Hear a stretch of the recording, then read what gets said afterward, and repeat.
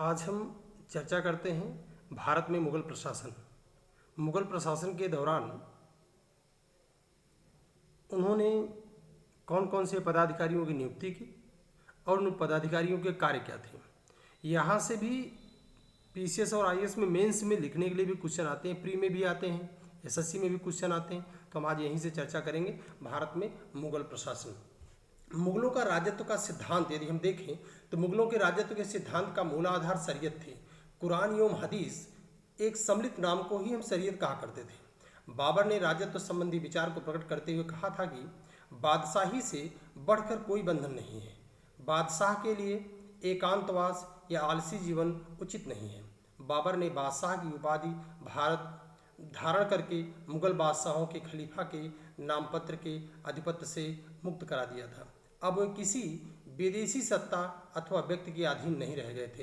हुमायूं अपने बादशाह को पृथ्वी पर खुदा का प्रतिनिधित्व माना है के अनुसार अगर हम देखें तो जिस प्रकार से ईश्वर पृथ्वी पर सभी प्राणियों पर समान तरीके से व्यवहार करता है, उसी प्रकार से राजा का व्यवहार भी होना चाहिए, ऐसा हुमायूं का मानना था।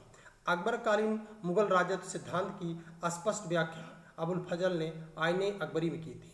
अबुल फजल ने अकबरकालीन राजत्व की विवेचना करते हुए लिखा है कि राजत्व ईश्वर का अनुग्रह है, वह उसी व्यक्ति को प्राप्त होता है जिस व्यक्ति में हजारों गुण विद्यमान होते हैं। अबुल फजल के अनुसार राज सत्ता परमात्मा से फूटने वाला तेज और विश्व प्रकाश को सूर्य की किरण की भांति प्रकाशित करने वाला तेज बताया है। अकबर के राजत्व के सिद्धांत के धर्म में संप्रदाय को मान्यता दी गई है। उसमें रूढ़वादी इस्लामी सिद्धांत के स्थान पर सुलह कुल की नीति अपनाई। औरंगजेब ने अपने मुस्लिम कानून हनफी विचारधारा को अपनाया। उसी प्रकार से मुगल बादशाहों में निसंदेह ही बादशाह के कर्तव्य जहांबानी तथा जहांगीरी जैसे किताबों में भी इसकी विवेचना की गई है। अबुल फजल ने जिस राजत्व के सिद्धांत का समर्थन किया उसके अनुसार बादशाह ईश्वर के प्रतिनिधित्व तथा पृथ्वी पर ईश्वर के दूत के रूप में होता है। वह ईश्वर उसे साधारण मानव की अपेक्षा अधिक बुद्धि और विवेक प्रदान करता है। मुगल प्रशासन का स्वरूप तथा केंद्रीय शासन यदि हम देखें तो उसमें देखते हैं कि मुगल प्रशासन मुख्यतः सैन्य शक्ति पर आधारित था, जिसकी केंद्रीय व्यवस्था नियंत्रण सुल्तान के अधीन होती थी। मुगल शासन भारतीय तथा गैर भारतीयों का सम्मिश्रण स्वरूप था, जिसमें भारतीय तथा गैर भारतीय दोनों प्रशासन में सम्मिलित होते थे। भारतीय पृष्ठभूमि में अरबी फारसी की पद्धति अपनाई जा रही थी। मुगल कालीन प्रशासन के अधिकार का बंटवारा सूबेदार तथा उनके पदों के अधीन होता था। अगर मुगल प्रशासन में पदों के संदर्भ में देखा जाए तो वजीर, जिसे हम वकील भी कहा करते थे, वजीर सबसे बड़ा प्रशासनिक पद के रूप में राजा के बाद माना जाता था, जिसमें बाबर और हुमायूं के समय वजीर का पद बहुत अधिक महत्वपूर्ण पद बन गया था। यह साम्राज्य के प्रधानमंत्री के रूप में होता था, जो सैनिक तथा असैनिक दोनों मामलों में असीमित अधिकार रखता था। अकबर काल में मुगल में इसे वकील कहा जाने लगा था। अकबर के शासनकाल में आरंभिक वर्षों में बैरम खान ने वकील के पद के रूप में काम करने का काम किया था। इसलिए अकबर ने बैरम खां के पतन के बाद अपने शासनकाल के 8वें वर्ष एक नया पद दीवाने वजारत कुल की स्थापना की, जिसके राजस्व तथा वित्तीय मामले को प्रबंधन करने का अधिकार दिया गया। धीरे धीरे अकबर ने वकील के एकाधिकार को समाप्त करके अधिकारों में दीवान, मीर बख्शी, इसमें कई पद उन्होंने बांटा। जो वकील का पद था उसमें दीवान, मीर बख्शी, मीर सामा, सद्र सुदूर जैसे 4 पद का सृजन किया और वकील के पद को 4 हिस्सों में बांटने का काम अकबर ने किया। अकबर काल में केवल 4 ही मंत्री थे, वकील, दीवान, वजीर तथा मीर बख्शी तथा सद्र। इसके बाद अगर हम जैसे चर्चा किए पिछले वाले, तो हम अगर दीवान के संदर्भ में देखें कि दीवान का क्या काम होता था, दीवान के पद की जिम्मेदारियां होती। दीवान शब्द फारसी मूल शब्द माना जाता था और दीवान का मुख्य कार्य अगर हम देखें तो हम यह भी पाते हैं कि दीवान अपना जो मुख्य जिम्मेदारियां थी वह सम्राट की अनुपस्थिति में देखें तो शासन को चलाने का मुख्यतः काम किया करता था और वित्त और राजस्व संबंधी अधिकारों और विभागों की भी देखरेख करने का काम करता था। दीवान भी वकील की तरह शक्तिशाली नहीं था, फिर भी काम उसी तरह का किया करता था। और इसमें मुगल काल में असद खां सर्वाधिक 31 वर्षों तक दीवान के पद पर रहे। ये भी एग्जाम में एक बार पूछा गया प्रश्न था कि मुगल काल में सबसे लंबे समय तक कौन रहा, तो असद खां का नाम उसमें बता सकते हैं। असद खां सबसे लंबे समय तक रहे। मीर बख्शी सैन्य विभाग का सर्वोच्च अधिकारी माना जाता था तथा इस पद पर अकबर के शासनकाल में इसका पद का सृजन हुआ और इस पद पर रहते हुए कई लोगों ने बाद में कई लोगों ने अपने पद का उपयोग किया और इस पर काम करने का काम किया मीर बख्शी के पद पर।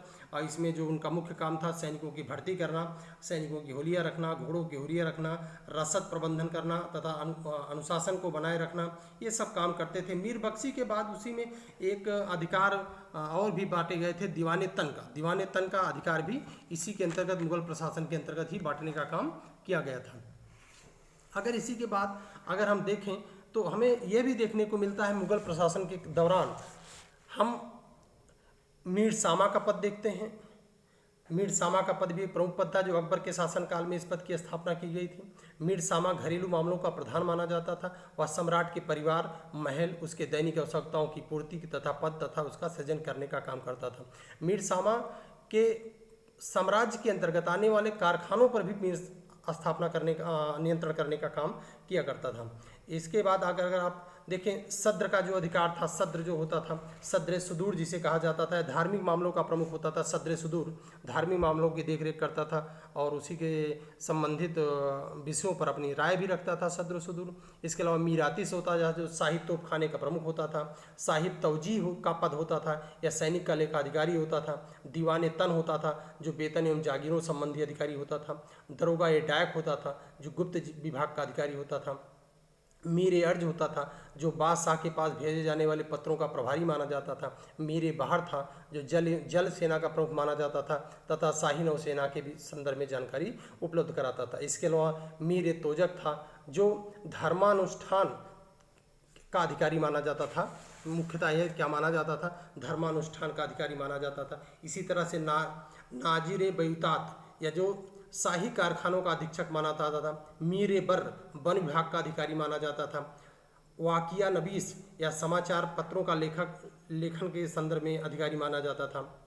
स्वानिद निगार या समाचार पत्रों का लेखक अधिकारी था। हरकारा या जासूसी करना तथा संदेशवाहक का काम करता था।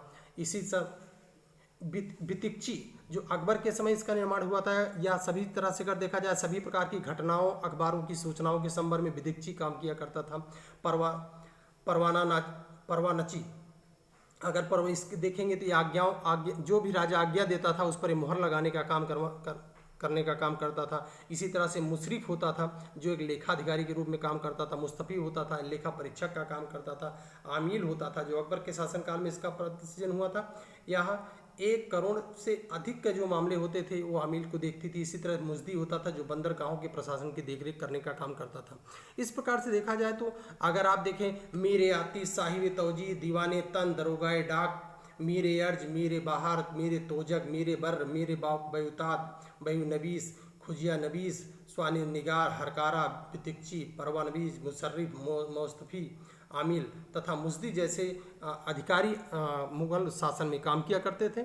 और इनसे भी कुछ और भी अधिकारी अन्य उच्च अधिकारियों की नियुक्ति होती थी जिसमें मुहत्सिब होता था जो सार्वजनिक चीज़ों के आचार विचार और नियंत्रण का काम करता था। मुहत्सिब अकबर के समय सबसे ज़्यादा काम करने का काम किया था जिसमें मंदिरों में को तोड़ना तथा मस्जिदों के निर्माण और उनके मस्जिदों शरीयत के नियमों का पालन न करने वालों को दंडित करना ये मुहत्सिब का मुख्य कार्य होता था। इसके अलावा मुख्य काजी होता था जिसे काजी उल कुजात भी कहा जाता था मुगल बादशाह के समय या बादशाह के जो मुकदमे होते थे और उन मुकदमों की सुनवाई भी किया करता था। इसे मुख्य काजी के रूप में, मुख्य न्यायाधीश के रूप में भी माना जाता था और ये मुख्य काजी के रूप में भी कार्य किया करता था। इसके अलावा प्रांतीय शासन में भी बहुत से छोटे छोटे पदाधिकारियों की नियुक्ति होती थी जिसमें सूबेदार के पदों की आप नाम सुन रखे होंगे, सूबेदार के पदों की नियुक्ति होती थी।